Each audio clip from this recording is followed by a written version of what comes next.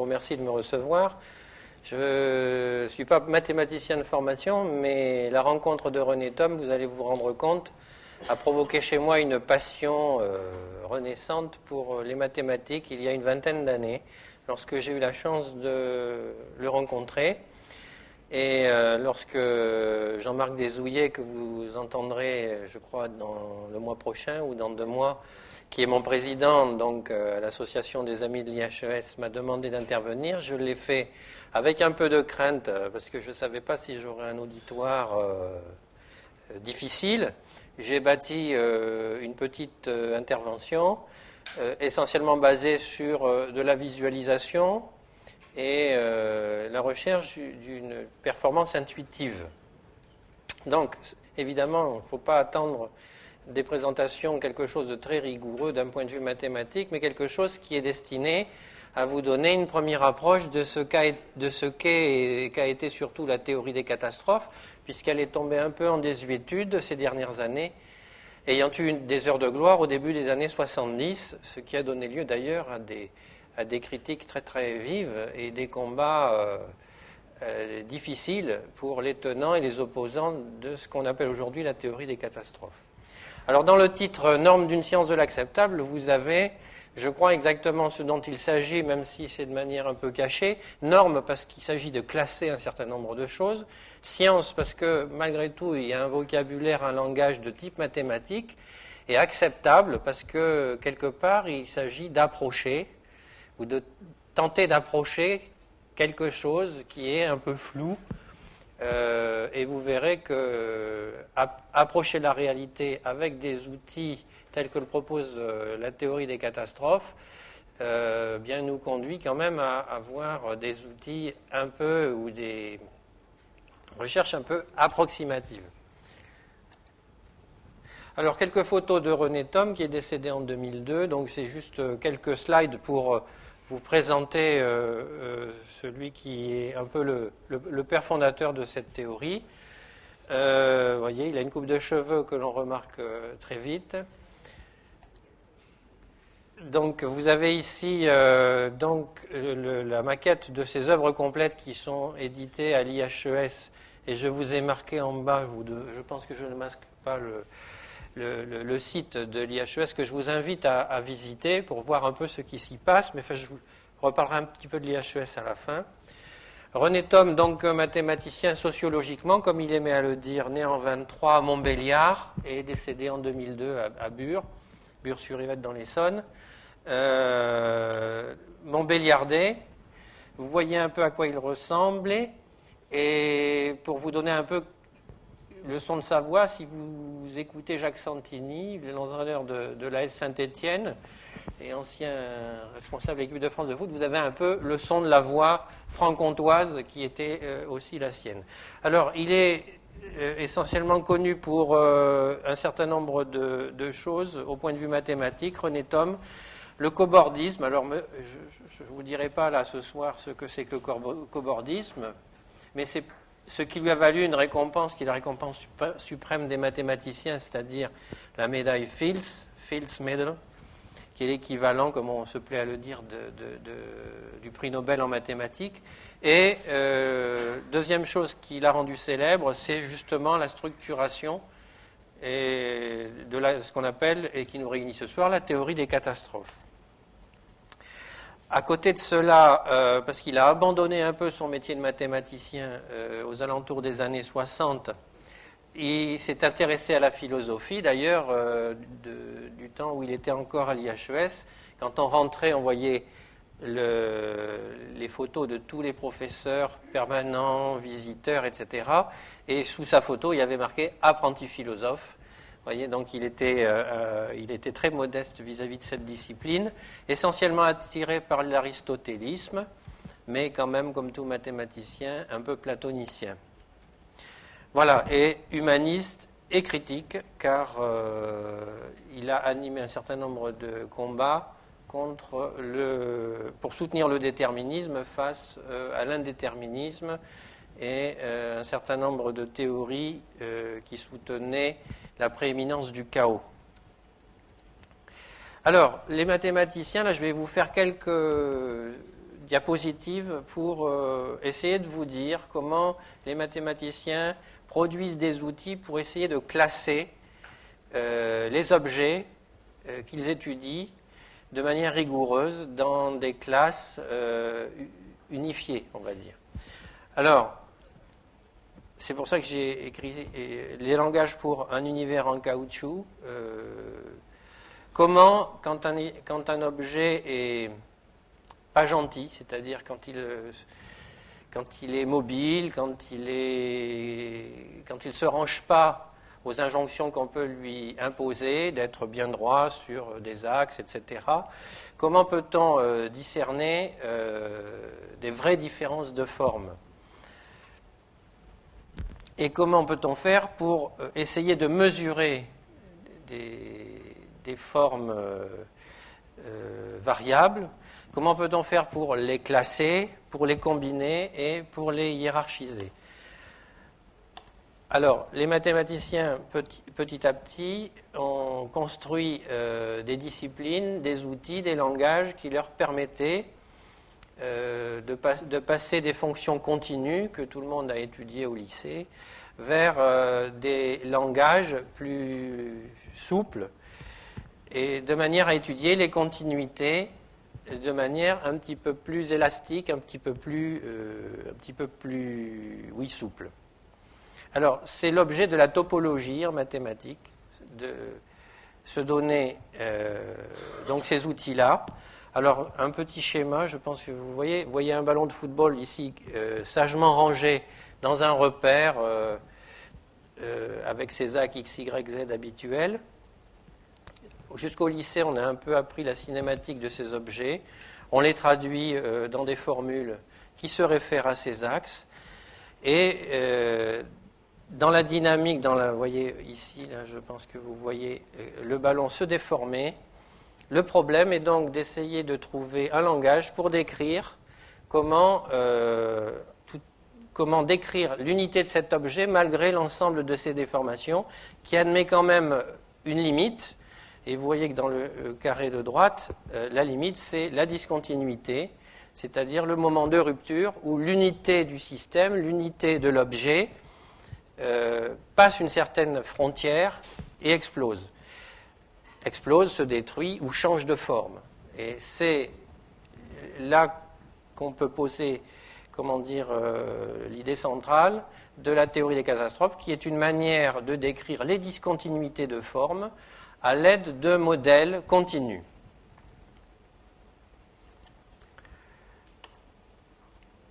Alors, pour décrire un objet,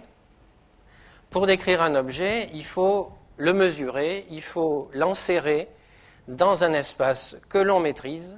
Il faut que cet espace nous propose des mesures possibles, donc une certaine métrique. Et le mathématicien va faire tout son possible, non seulement pour se donner un langage qui est totalement cohérent, c'est-à-dire que les propositions ne doivent pas se contredire, mais si possible aussi, il doit pouvoir mesurer les objets qu'il installe dans ces espaces complètement maîtrisés. Et lorsqu'on aura des problèmes pour ajouter des dimensions, parce qu'on a l'usage intuitif des 3 dimensions de l'espace, éventuellement du temps, mais les mathématiciens travaillent aussi avec des espaces beaucoup plus larges que ça en termes de dimensions, eh bien, il faudra, et c'est la grosse difficulté du travail des mathématiciens, d'absolument contrôler le passage de ces univers ou de ces compléments d'espace qui sont nécessaires pour l'exploitation de l'étude et pour, si possible, être exhaustif dans cette étude.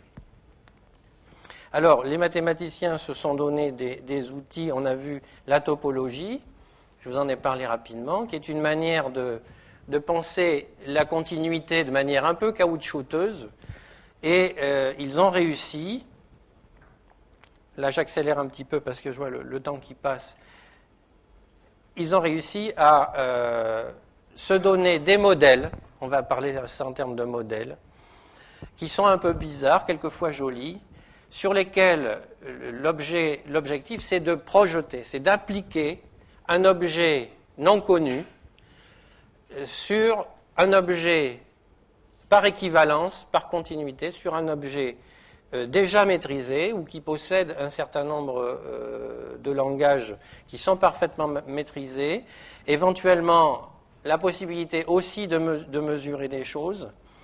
Et on connaît un peu cette difficulté, vous savez, vous le disiez quand vous regardez des cartes de géographie, comment appliquer une sphère sur une feuille de papier plate. Pour lire sa carte, c'est possible, mais ça réclame un certain nombre de précautions, parce que les distances ne sont pas conservées ou parce que les angles ne sont pas conservés, les courbures. Alors, voilà, donc le problème fondamental consiste à trouver la meilleure manière d'appliquer notre objet sur ces surfaces, dans ces espaces, d'en rendre compte du mieux possible avec des outils continus, des outils utilisant les grands théorèmes de la différenciabilité, comme on dit, voilà, pour essayer de proposer la description exhaustive, si possible, extensive, de ces formes bizarres. Alors, voilà, vous avez ici la figure d'un jeune garçon qui présente une singularité que nous avons tous quand on a des cheveux. Moi, c'est plus trop le cas aujourd'hui. Mais ce fameux tourbillon derrière la tête, ou les épis, pour ceux qui ont des épis, vous observez qu'il est très très dur de peigner un hérisson. Il y a toujours, sur ces surfaces régulières, des endroits qui nous posent des problèmes. Voilà, donc des endroits singuliers. Et comme je vous l'ai marqué en dessous, c'est la singularité, c'est là où ça crie, c'est-à-dire là où une caractéristique émerge, une caractéristique qui résiste à notre volonté d'appliquer à cet objet une lecture parfaitement gentille, parfaitement harmonieuse, sans difficulté technique.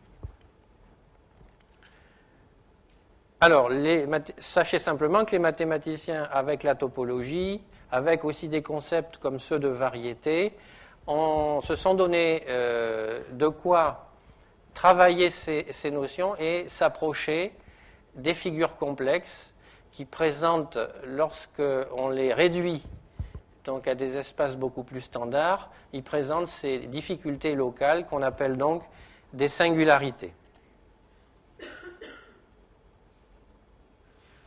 Alors, parmi ces langages, peut-être que vous y intéresserez ultérieurement, mais figure ce qu'on appelle la caractéristique de l'aire Poincaré, donc je ne vais pas insister là-dessus, mais bon, c'est un exemple qui montre que la créativité des mathématiques, quand elle tombe dans un cerveau de génie, peut nous donner des outils assez performants pour comprendre ou pour calculer assez simplement des choses sur des formes qui se déclinent dans des dimensions importantes et nous permettent d'approcher ces phénomènes particuliers donc, qu'on appelle les singularités. Alors là, on va quand même... je ne sais pas si j'ai rempli mon office parce que je voulais... Vous me le direz ensuite, peut-être dans la discussion, mais ce que j'ai essayé à travers ces premiers clichés, c'était de vous faire rentrer dans un certain nombre de domaines qu'on n'étudie pas couramment au lycée ou dans les classes où on fait des mathématiques, mais c'était simplement pour vous dire qu'il existe des branches de la mathématique qui vous fournissent, qui sont susceptibles de vous donner des méthodes de classification assez fondamentales sur des objets, y compris intégrant des classifications d'objets ou de surfaces assez curieuses, et que ça se fait avec une certaine universalité, cette classification, et que on peut les décompter, on peut les hiérarchiser, et c'est ce langage que René Thom a utilisé, même si on ne le voit pas, dans sa technique de classification des singularités catastrophiques. Alors, on va passer à quelque chose d'un petit peu plus concret. on va partir du modèle hydraulique. Vous avez sur votre gauche ici donc l'illustration d'une certaine topographie d'un secteur avec un lac qui, vous le voyez, est sur le point de se déverser dans la vallée. Si vous avez quelques souvenirs du lycée, vous vous souvenez que la force d'attraction terrestre, en fait, faisait que dans de telles configurations, la force s'exerce et a tendance à précipiter l'eau vers le bas, c'est-à-dire ici, selon des lignes de plus grande pente, vers la vallée. Alors, cette image vous rend compte, vous voyez à la vue de cette diapositive que si on fait un peu bouger la topographie du secteur, le lac il va un peu se promener et éventuellement il va brutalement se déverser dans la vallée. Et la brutalité de ce changement qui est due à la modification de la configuration topographique des lieux, donc les paramètres qui vont jouer sur cette topographie des lieux, eh bien, en créant une rupture soudaine du col, que vous voyez ici, vous avez un col qui les sépare, va effectivement donc précipiter le lac dans la vallée, et ce moment catastrophique, ce moment soudain, au fond, c'est ça qu'on appelle une catastrophe. Alors, de manière un petit peu plus illustrative, avec des schémas plus habituels, on peut... C'est comme si on avait fait une coupe de la diapositive précédente. On va travailler juste dans le profil. Donc, et vous voyez que en passant des différents profils de vallées que l'on peut avoir, en passant de la ligne supérieure vers la ligne inférieure de gauche à droite, donc les bassins qui sont dessinés ici et qui varient en fonction d'un certain nombre de modifications déterminent des moments clés, qui sont les moments, comme ici, où des vallées se creusent, ou comme ici également, où des puits se vident, se déversent dans des puits situés beaucoup plus bas. Alors, ce qui régit la force, la dynamique là, de ces schémas, c'est une équation générale du type, vous l'avez en bas, qui est en fait un potentiel on appelle ça en physique un potentiel de gradient. Et l'idée, pour vous montrer en quoi consiste la théorie des catastrophes sur ce schéma, c'est de faire varier, de perturber en quelque sorte le schéma général de base et de faire varier ici la lettre P, puisque l'illustration du schéma, c'est la formule que vous avez juste en dessous du cadre. Donc vous voyez que si on donne la valeur moins 15 à P, vous voyez qu'on a une configuration qui déjà s'infléchit. C'est plus évident en moins 8, en moins 4 encore. Quand P a la valeur 0, on se retrouve dans un système où il y a une sorte d'hésitation ou d'équivalence entre les deux puits de potentiel, ici, qui sont susceptibles d'attirer, si c'est des vallées, de l'eau, ou si c'est des billes, eh bien, donc selon la configuration. Et puis, en repassant dans les valeurs positives de P, on inverse le phénomène et à nouveau, donc on se retrouve dans une configuration équivalente mais symétrique. Et on ressent bien qu'autour de moins 8, moins 4, il y a un moment critique, un moment crucial, où en fonction de l'évolution du paramètre, eh bien, la situation change brutalement. Et ce changement brutal, c'est ce qu'on appelle une catastrophe, qui n'est pas forcément d'ailleurs catastrophe, quelque chose de catastrophique, mais qui signifie simplement un changement de forme, un changement qualitatif dans l'état du système. Alors, en règle générale, dans les phénomènes qu'on retrouve dans la nature et qui répondent à ce schéma-là, une première règle est constatable, c'est ce qu'on appelle la règle du retard, c'est-à-dire que, comme tout à l'heure, le lac qui était sur un puits de potentiel un minimum local, comme on dit techniquement, un minimum local du potentiel, se déverse, avant qu'il se déverse effectivement, eh bien on attend le maximum. C'est au dernier moment, en quelque sorte, que le lac se déverse dans la vallée.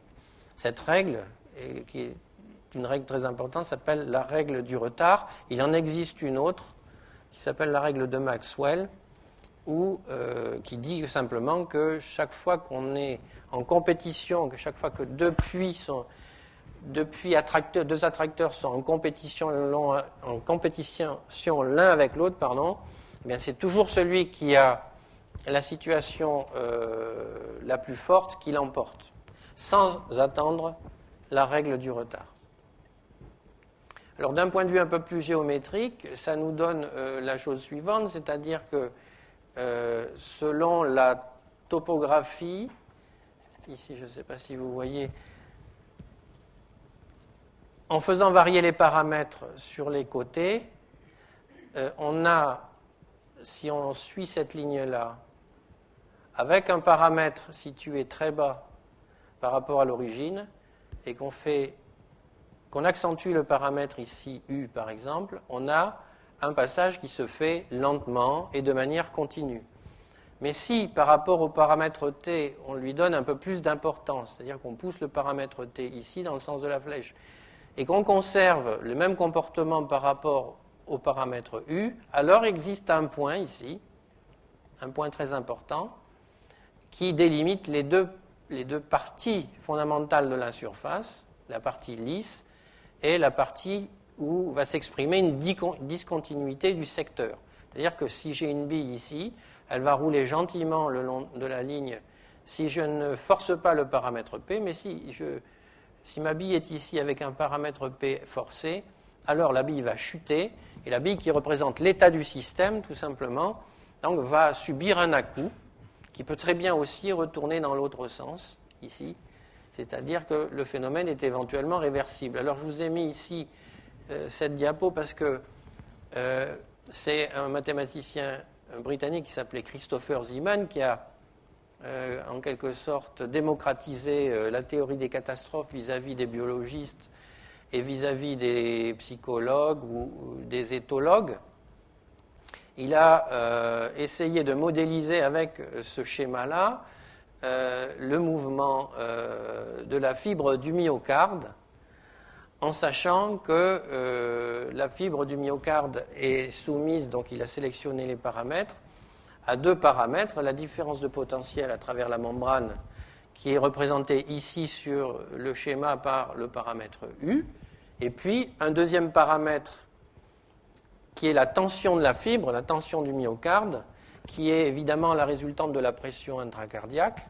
Et en faisant varier ces deux paramètres, eh bien, on se retrouve avec une fibre qui pulse et qui revient, c'est-à-dire un phénomène d'hystérésis. Voilà. Ici, vous avez une vue, je dirais, beaucoup plus sur le plan de cette zone. Je ne sais pas si vous la voyez en vert ici, mais elle délimite les points. Elle délimite les points sur lesquels se produit la rupture du système, c'est-à-dire le saut qualitatif qui amène un système à changer d'état. Et vous voyez qu'en fait, ici, donc, ça décrit une forme de courbe là, qui est une cuspide, et que le raisonnement qu'on a tenu, on l'a tenu en basse dimension, puisqu'on était dans un espace à 3 dimensions avec simplement les 2 dimensions du plan XY et l'état du système étant décrit sur la hauteur. Or, on peut augmenter le nombre de ces variables. Là, je viens de vous parler d'une fibre cardiaque qui est déterminée par des entrées qui sont la différence de potentiel et l'extension de la fibre. Mais un système, on peut le faire varier avec des stimulations extérieures qui ne sont pas simplement au nombre de 2, mais qui peuvent être au nombre de 3 ou au nombre de 4. Et à ce moment-là, la courbe que vous venez de voir sur la diapositive précédente, qui était simplement une cuspide, eh bien, elle va décrire à ce moment-là des surfaces. Vous reconnaissez ici la fameuse fronce que nous venons de voir, avec donc ici la pente qui permet au système de glisser d'un état vers un autre de manière continue, et ici de manière brutale en changeant d'état soudainement.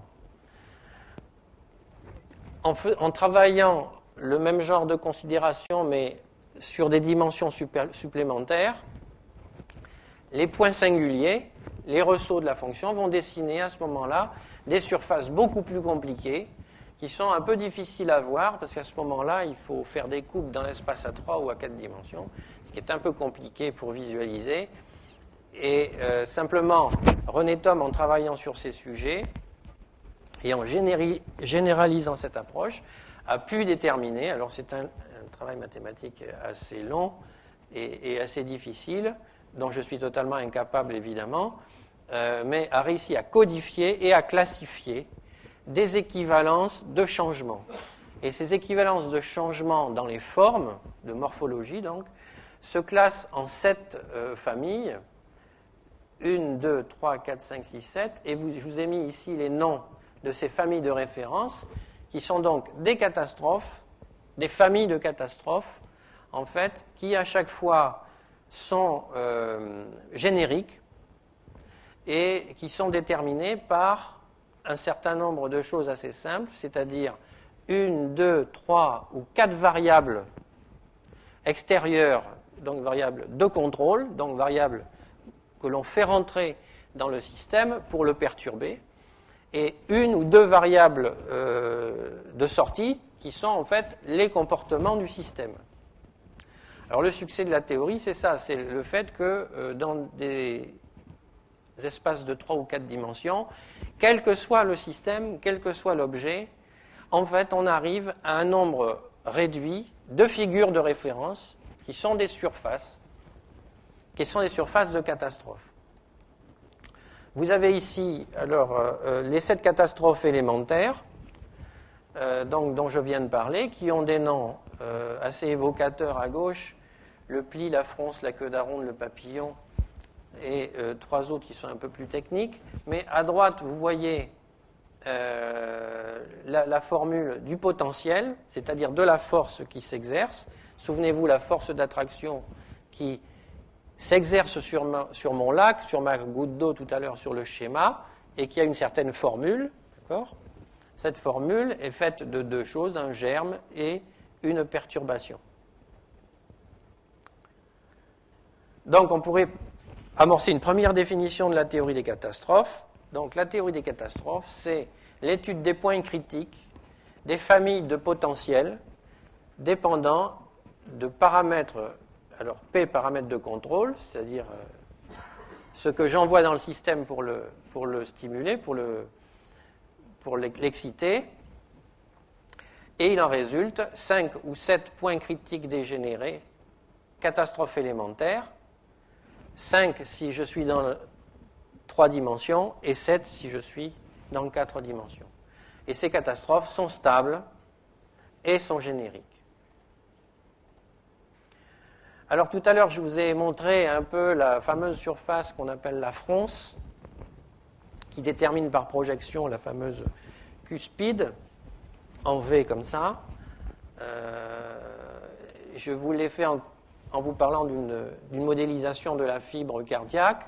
Là, déjà, vous comprenez que un certain nombre de gens se sont saisis de ce modèle de référence pour essayer d'expliquer un certain nombre de choses physiques ou non physiques. Et en fait, il y a 2 manières d'utiliser la théorie des catastrophes. C'est premièrement son emploi physique, d'où elle est née d'ailleurs, parce que René Thom est parti de l'étude des caustiques en optique géométrique. On y reviendra un peu avec quelques clichés. Mais aussi un emploi qu'il disait lui-même un peu métaphysique et qui permettait d'étendre ce langage, puisque en fait la théorie des catastrophes c'est un langage, c'est une modélisation des changements de forme, mais de l'étendre à l'embryologie, à la physiologie, à la psychologie, etc., à la linguistique, à l'histoire. Donc, ces deux manières d'utiliser la théorie des catastrophes sont extrêmement distinctes l'une de l'autre, sont extrêmement distinctes l'une de l'autre. Alors, du point de vue de l'emploi physique, la première chose qui a été faite, c'est ce qui ressort des propagations des fronts d'onde. Et en particulier, je vous le disais, les caustiques, parce que dans les années 60, au début des années 60, René Thom, qui était à Strasbourg, en fait, a travaillé avec un de ses collègues pour étudier les phénomènes d'optique que vous pouvez observer tous les matins dans votre bol de café au lait, et vous verrez tout à l'heure de quoi il s'agit. Mais c'est vraiment le départ de sa réflexion. Alors d'autres emplois assez rigoureux dans lesquels la théorie des catastrophes a trouvé à s'appliquer, ce qu'on appelle les formalismes lagrangiens, c'est-à-dire les trajectoires qui minimisent un certain nombre d'intégrales. Alors ça, on retrouve ça en économie mathématique, bon, dans tout un tas de choses. La théorie des bifurcations et les théories de changement de phase, qu'on connaît aussi assez bien en physique, quand on fait, même au lycée, on parle de ces choses-là. Au niveau de l'emploi métaphysique, on a parlé tout à l'heure de la fibre cardiaque, la fibre du cœur, mais bon, il y a eu aussi d'autres utilisations. Simplement, il faut bien distinguer ces deux manières différentes d'utiliser ce langage de théorie des catastrophes. Alors, sur l'optique géométrique, qu'est-ce que c'est les caustiques ? Eh bien, vous avez une casserole ici en bas, et les caustiques, eh bien, c'est ces points de surbrillance où en fait les rayons se conjuguent et se superposent selon un certain nombre de lois dont vous avez sur le schéma ici, la représentation. C'est des phénomènes que vous voyez non seulement dans votre verre ou dans votre bol de café, mais aussi au fond des piscines, comme ici, où vous voyez des rayons qui se conjuguent à certains moments. Et ces lignes sont en fait des singularités et de front d'onde, donc assez banales, mais qui correspondent à la description formelle donc, des singularités telles que les présente la théorie des catastrophes. Alors, pareil pour je dirais, ce qu'on appelle les lentilles gravitationnelles en gravité, donc quand on s'intéresse à la cosmologie, ou aussi, phénomène assez banal, les mirages en pays froid ou en pays chaud.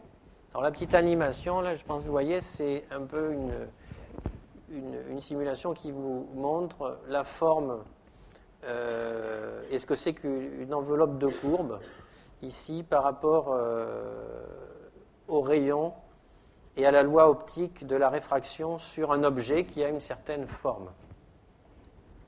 Alors tout ça, ça correspond parfaitement bien à ce que décrit la théorie des catastrophes, puisque la théorie des catastrophes, elle ne prévoit rien, elle ne prédit rien. Voici un autre, j'ai trouvé ça sur Internet, c'est-à-dire c'est un travail fait par un physicien sur justement les lentilles gravitationnelles, et vous voyez qu'on retrouve ici la même courbe que nous avons vue tout à l'heure et qui peut représenter le passage, par exemple, de mon lac, je pourrais très bien représenter mon petit lac de tout à l'heure, soit il tombe brutalement dans la vallée beaucoup plus bas et je passe ici la ligne de catastrophe, soit selon la modification du terrain, eh bien, il va couler tout doucement et prendre le virage ici, là, un peu comme dans une route qui descend en montagne, selon qu'on se situe, selon qu'on fait varier selon les paramètres ici. Et simplement, sur cette diapositive, le physicien vous indique que dans la surface ici dessinée par la cuspide, eh bien, on a 3 solutions, c'est-à-dire 3 images dont ici, il a calculé, au fond, les formules. RE, je crois que ça veut dire rayon d'Einstein ou quelque chose comme ça. Alors, les fronts d'onde ont été une source d'inspiration pour René Thom en particulier. Il a écrit quelques articles pour illustrer une théorie en psychologie d'un dénommé Harry Bloom, pour lequel, si vous voulez, Harry Bloom se disait, mais au fond, comment l'esprit humain fait pour se saisir d'un objet? Et sa théorie, c'était de dire, eh bien, on a par exemple un objet qui a une certaine forme extérieure, par exemple ici, et tout se passe comme si l'œil ou le cerveau humain émettait vers l'intérieur des ondes concentriques, mais qu'évidemment, compte tenu de la forme extérieure et de la propagation des ondes vers l'intérieur, à ce moment-là, vous avez ce qu'on appelle des cut locus qui se déterminent à l'intérieur et qui dessinent des structures qui en résultent. Donc ici, à peu près une forme de Y ici. Voilà. Et en fait, il a bâti, son idée, c'était celle-là, c'est de se dire, la reconnaissance des formes psychologiquement, pourquoi on prend un objet comme ça et pas n'importe comment? C'est parce que psychologiquement, notre œil ou notre cerveau fonctionne comme ça, c'est-à-dire qu'il a un outil à l'intérieur qu'on peut simuler par des fronts d'onde à l'intérieur de l'objet, qui nous permettent de savoir à l'avance qu'il vaut mieux prendre tel objet comme ça, c'est plus efficace.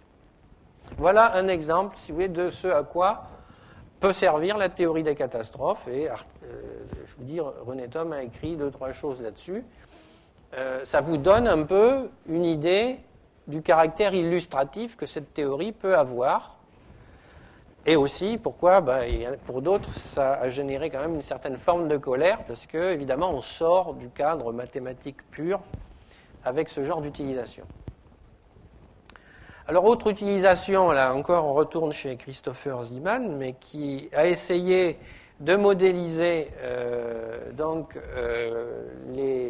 le comportement du chien qui, soumis donc à un certain nombre de stimulus, soit attaque, soit se couche, soit se retire par peur. Donc. Et il a proposé de décomposer ce phénomène avec des paramètres qui sont la peur et la colère, ici, donc sur les axes montrés sur la surface, ici, moyennant quoi, en faisant varier la peur et la colère,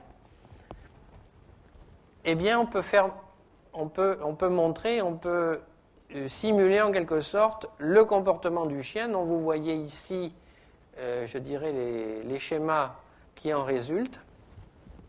C'est-à-dire que ici, vous avez un chien qui attaque, ici, il ne fait que grogner.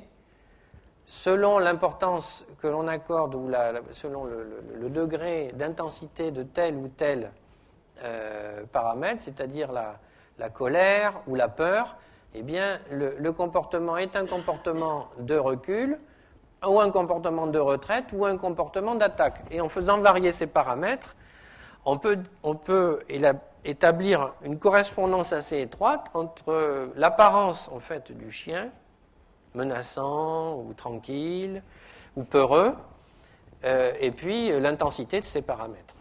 Voilà encore une autre illustration. Une autre illustration de cette utilisation de la théorie des catastrophes en biologie, eh bien, vous avez ici un biologiste qui a étudié comment une levure peut avoir, selon l'intensité de tel ou tel paramètre,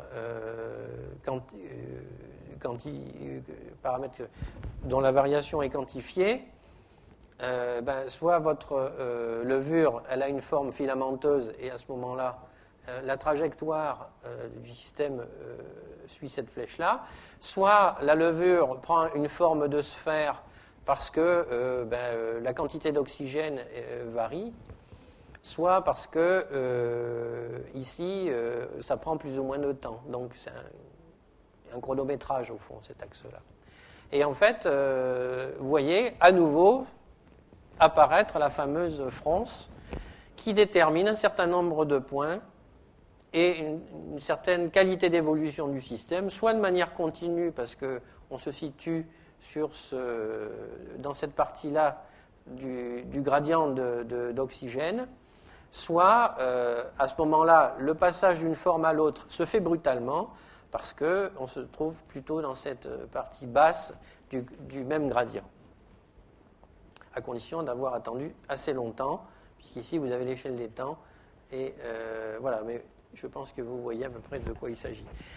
Alors, pour résumer cette utilisation, cet ensemble d'utilisation de la théorie des catastrophes, disons que Christopher Zeeman, donc toujours lui qui a popularisé la théorie des catastrophes, s'est mis en tête, si vous voulez, de considérer un système comme une boîte noire, c'est-à-dire sans préjugés particuliers par rapport aux paramètres internes qui régissent un tel système à observer. Il a simplement considéré qu'on excitait un tel système avec des paramètres extérieurs, il les a mesurés, il les a choisis, et il a simplement observé l'évolution de ce système, et ce sont les sorties. Et vous savez ce qui se passe dans ce genre de cas, c'est-à-dire que tout bonnement, sur un axe, on détermine un nuage de points qui sont censés établir les correspondances à chaque fois qu'une mesure est établie. Il a généralisé cette manière de faire et utilisé la théorie des catastrophes pour proposer de l'utiliser en disant, au fond, une morphologie, on l'observe. On l'observe, on ne sait pas ce qu'elle a à l'intérieur, on ne sait pas comment ça fonctionne, mais en fonction de ces réactions, en fonction de ces changements soudains, eh bien, le problème pour nous qui étudions ce système, c'est de trouver la dynamique sous-jacente qui soit la plus simple possible et qui permette de l'engendrer. Et il a utilisé simplement cet alphabet de catastrophes pour essayer de retrouver, de redessiner à rebours, comme on dirait à rebours, au fond, cette dynamique source.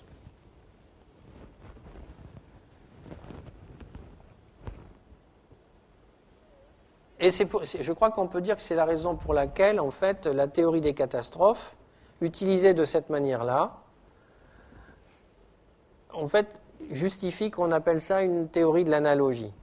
Parce qu'en fait, on simule un phénomène avec la théorie des catastrophes qui constitue son outil. Donc on simule, et en même temps, comme dans les 4 dimensions habituelles dans lesquelles on travaille, il n'y a pour expliquer un changement de morphologie que cette famille de catastrophes, alors la tentation est grande de dire on va utiliser ces 7 catastrophes, c'est cette famille de catastrophes, comme un alphabet susceptible de décrire tout ce qui peut arriver comme changement de forme jusqu'à la 4e dimension. Alors, voilà grosso modo comment on peut présenter la théorie des catastrophes, me semble-t-il. Alors, quels espoirs, pour qui, pourquoi, et on va essayer de répondre à cette question et on va essayer d'actualiser. Alors, au-delà d'une castration fondamentale, pourquoi j'ai mis ce titre-là? Tout simplement parce qu'en mathématiques, il y a des choses dont on sait que elles sont inatteignables. Bon, je crois qu'avec Jean-Marc, vous parlerez du théorème de Gödel et des problèmes de l'incomplétude d'une algèbre généralisée. Mais Poincaré aussi a insisté sur le fait que, bon, il y a des calculs qu'on ne pourra jamais faire. Donc, il y a des choses qu'on sait en science, c'est qu'elles nous seront à jamais inaccessibles. Alors, on peut vivre ça comme une frustration. On peut s'en sortir en essayant effectivement de faire contre mauvaise fortune bon cœur et de mettre du probabilisme pour s'en sortir. C'est peut-être, je dirais que c'est une phase que beaucoup ont passée, mais au-delà d'une castration fondamentale, mais aussi au-delà d'une illusion, quant à la possibilité prédictive d'un modèle qualitatif, parce que ici, avec la théorie des catastrophes, on a un modèle qui n'est pas très commode pour mesurer, donc il ne peut pas nous permettre de prédire quoi que ce soit, mais il peut nous permettre d'exhiber un modèle, une simulation, de manière à ce qu'un phénomène nous dise quelque chose. Ça me parle. À titre personnel, je dirais qu'il y a des phénomènes qui me paraissaient incompréhensibles, et une fois qu'on les simule avec un modèle du genre de celui que je viens de vous présenter, tout d'un coup, quand même, à l'intelligence humaine, ça lui dit quand même quelque chose. Et l'intelligence humaine a l'impression de progresser. Mais bon, il faut faire contre mauvaise fortune bon cœur là aussi, et savoir que la théorie des catastrophes, elle ne permettra probablement jamais de prédire des phénomènes à venir.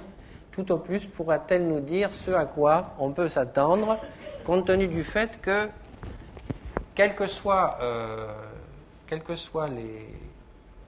les changements morphologiques qui peuvent apparaître dans les dimensions inférieures ou égales à 4, sous condition que la force qui s'y exerce soit une dynamique de gradient, eh bien, on doit quand même s'attendre à avoir cette famille d'accidents.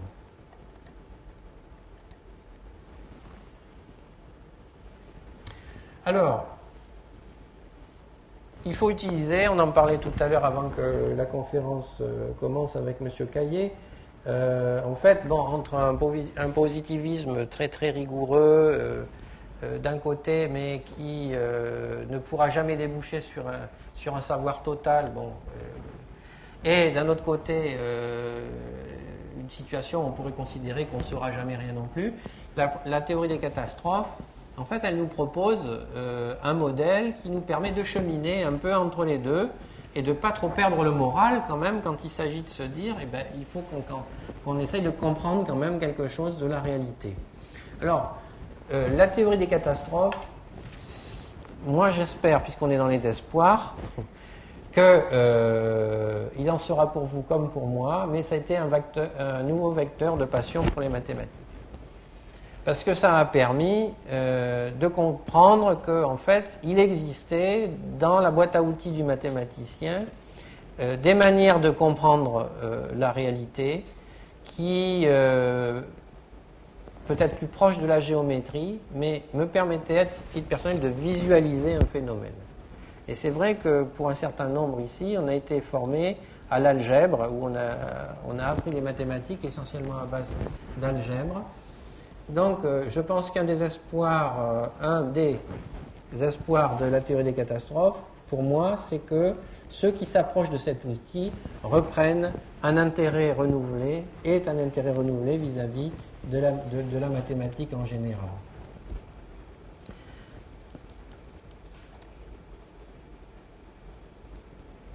Alors, la théorie des catastrophes comme exigence intellectuelle personnelle. Eh bien, oui, s'intéresser, être passionné pour les mathématiques, eh bien, c'est malgré tout aussi faire un effort pour se mettre en état de comprendre ces exigences aussi de la mathématique, c'est-à-dire faire un travail sur soi pour rationaliser sa pensée, pour essayer de la couler dans des moules plus cohérents, structurés, avec un langage qui est précis, avec des méthodes. La voie moyenne que représente la théorie des catastrophes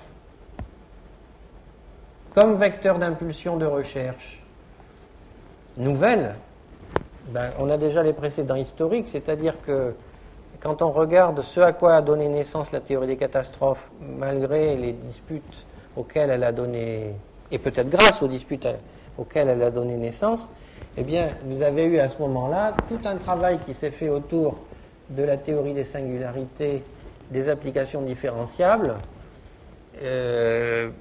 en particulier avec Vladimir Arnold à l'époque, mais vous avez eu aussi pas mal de travaux sur la singularité des formes différentielles, les théories de la bifurcation et la structure des attracteurs en dynamique qualitative.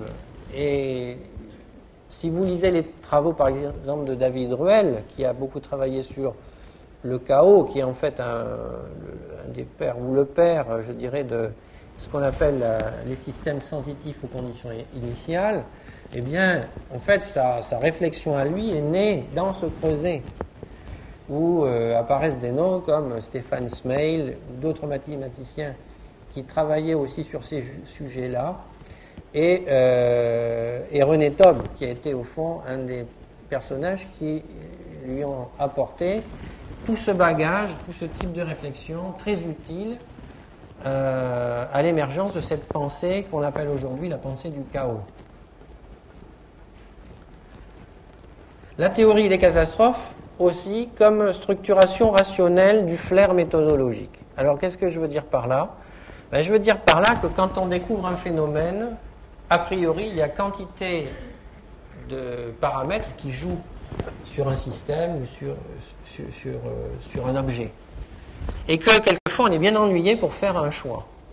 Quel est le bon candidat ? Quel est, au fond, qu'est-ce que je vais retenir comme paramètre pour essayer de simuler le comportement de son évolution à l'aide de la dynamique continue sous-jacente et de ces fameuses 7 familles de catastrophes qui sont supposées se cacher derrière ces changements.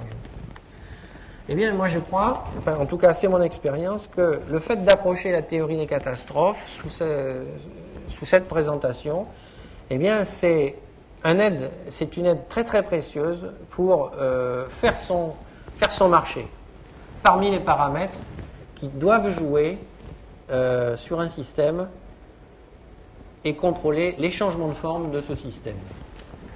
Et là, je crois que tout à l'heure, je l'ai dit, je ne l'ai pas commenté, mais c'est passé dans une remarque sur un des slides, mais je pense que, en particulier, quand des chercheurs ou quand des savants ont un recul sur un domaine, et qu'ils sont perdus en se disant, un peu comme disait Fernand Reynaud, tiens, je vais tenter le coup ici, parce que on ne sait pas, a priori, par quel bout prendre notre problème, par quel bout l'attaquer. Eh bien, moi, je suis persuadé que la théorie des catastrophes, eh bien, justement, elle est un outil irremplaçable pour hiérarchiser l'attaque d'un problème, et donc pour rendre plus efficaces, au fond, les résultats de la recherche. Parce que si la théorie des catastrophes ne permet pas de prédire ce qui va se passer, eh bien, en tout cas, je crois qu'elle aide à deviner ce à quoi on peut s'attendre. Et ça, c'est déjà énorme. Alors, c'est une voie humble. En tout cas, c'est comme ça que je l'ai ressenti. Alors, c'est pas une théorie scientifique, comme la gravitation, comme la théorie de l'évolution. Elle est un peu sur le même plan que la psychanalyse, parce que rien n'est vérifiable. Donc ça, c'est des choses dont René Thom avait totalement conscience. Alors, Christopher Zeeman n'était pas tout à fait d'accord avec lui, parce qu'il essayait malgré tout de quantifier les phénomènes par le biais statistique, donc en faisant des calculs probabilistes, pour essayer de ramener une lecture qualitative à une lecture beaucoup plus quantitative. Alors, ce n'est pas une théorie de la mathématique non plus, mais c'est une théorie qui utilise un langage mathématique, donc qui a ses exigences, et qui délivre un certain nombre de passions. En tout cas, j'essaie de vous le faire comprendre. Et cette fameuse théorie des catastrophes s'est automatiquement posée dans une situation un peu inconfortable, parce que d'un côté, elle a été rejetée par, je dirais, les positivistes purs et durs, qui lui ont toujours reproché son incapacité à admettre un strict contrôle expérimental, et elle a été aussi rejetée par les mathématiciens purs, parce que, bon, elle est quelque chose qui manque de rigueur, une rigueur que recherchent les mathématiciens purs.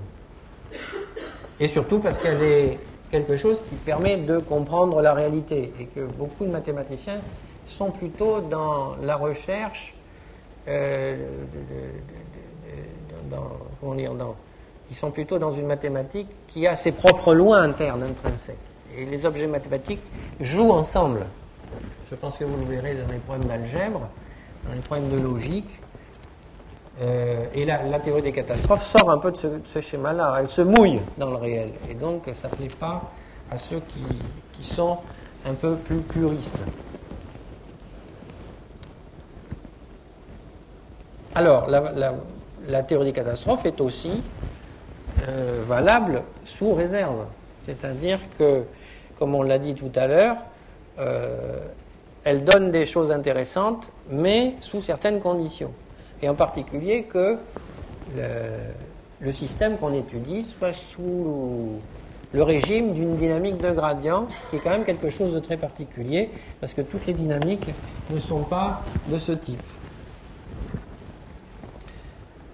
C'est une voie humble aussi, parce que René Thom a toujours assigné à la science la tâche de rendre le monde intelligible. Donc on a parlé d'intelligibilité au départ.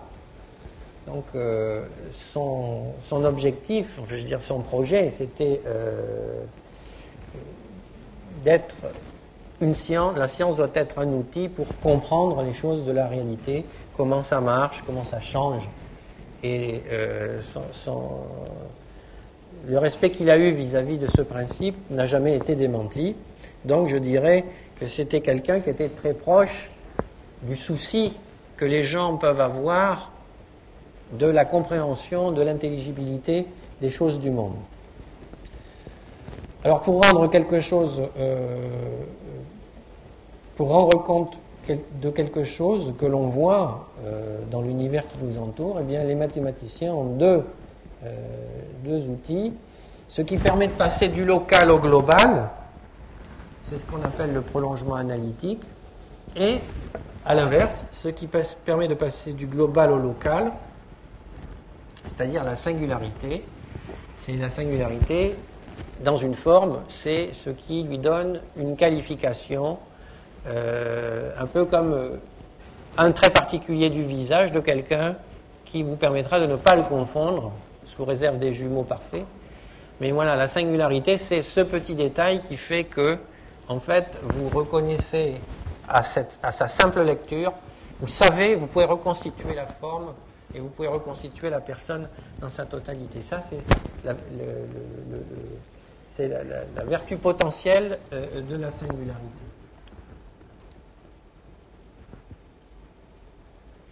Enfin, le projet que René Thom a signé aussi à la théorie des catastrophes, c'est un petit peu de boucher le trou qui existe entre le langage naturel et le langage mathématique. Bon, les mathématiques en physique, vous l'avez expérimenté dans vos formations, ça permet de faire des calculs et des opérations qui ne sont pas à la portée du langage courant.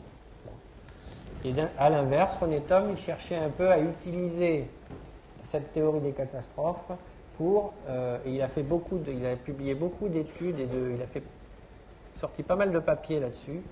Il a essayé d'utiliser au fond ces modèles de la morphogenèse, comme il appelait ça, pour essayer de géométriser la pensée verbale. Et donc il s'intéressait énormément à la sémiologie, à la sémantique, à la recherche des langues. Alors moi, mon grand espoir personnel concernant la théorie des catastrophes, elle est un peu sociologique aussi, je dois l'avouer, c'est que je pense qu'on est, avec cet outil-là, en position de quelque chose qui peut nous permettre de combler ou de commencer à combler une brèche qui existe entre, d'un côté, je dirais, les gens qui défendent le positivisme strict et de l'autre côté, les gens qui se laissent aller à l'analogisme déstructuré. Et je crois que là, ce genre d'outil peut nous permettre, au milieu, on parlait tout à l'heure de voie moyenne, c'est vraiment un outil qui nous permet au milieu, à la fois de montrer aux gens qui sont des gens de sciences pures que l'analogie c'est intéressant et ça peut permettre de faire quelque chose qui n'est pas n'importe quoi, et en même temps de faire comprendre aussi aux gens qui utilisent, je dirais, intempestivement l'analogie, que l'analogie a aussi ses exigences formelles. Et qu'en tout cas, aujourd'hui, on dispose d'un appareillage, une boîte à outils, qui doit nous permettre, je ne dirais pas de réconcilier et de rapprocher les points de vue, mais en tout cas de travailler un peu entre les deux et de proposer une lecture un petit peu plus réconciliatrice de ces points de vue. La maîtrise du monde et le réenchantement du monde doivent aller de pair.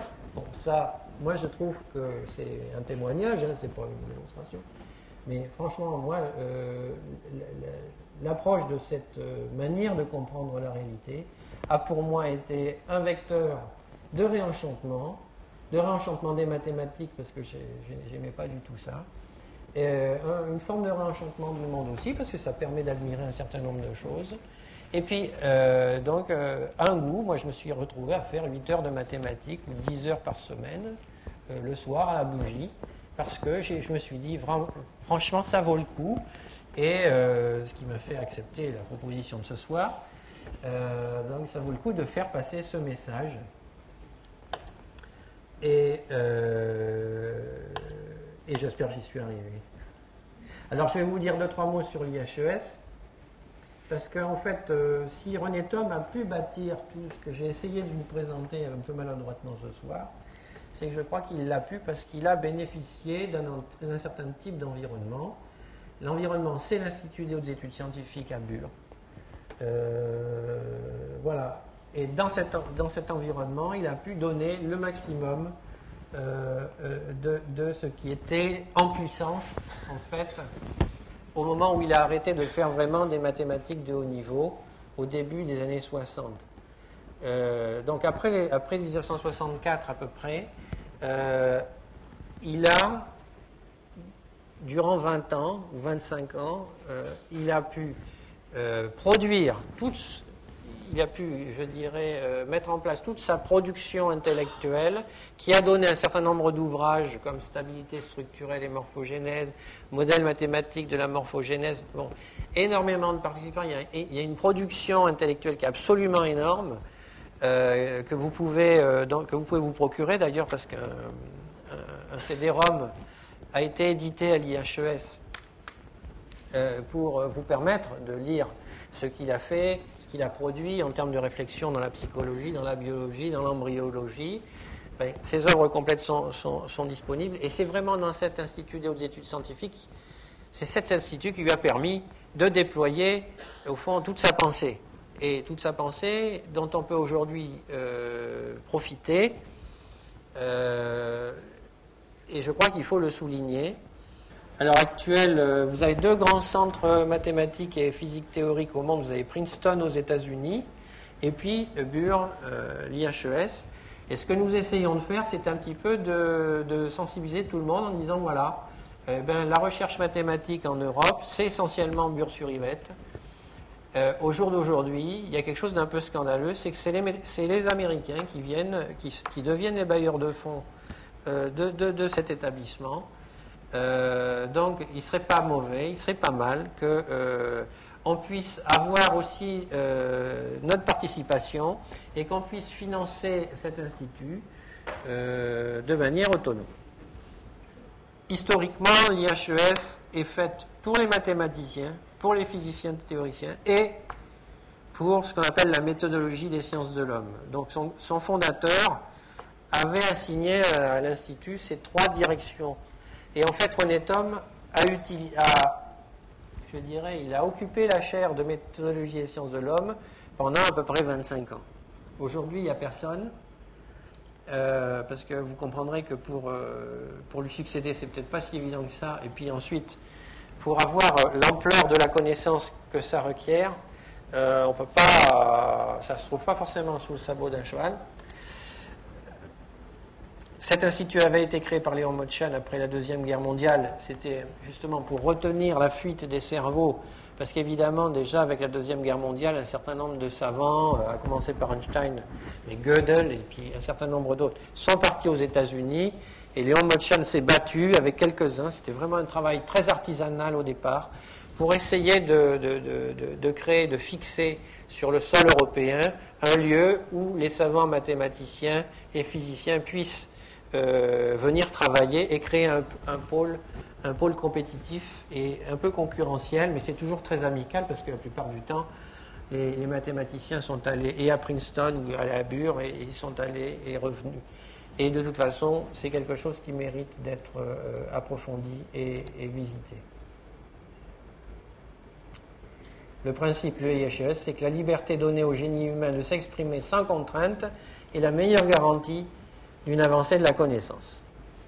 Voilà, je crois que j'ai terminé.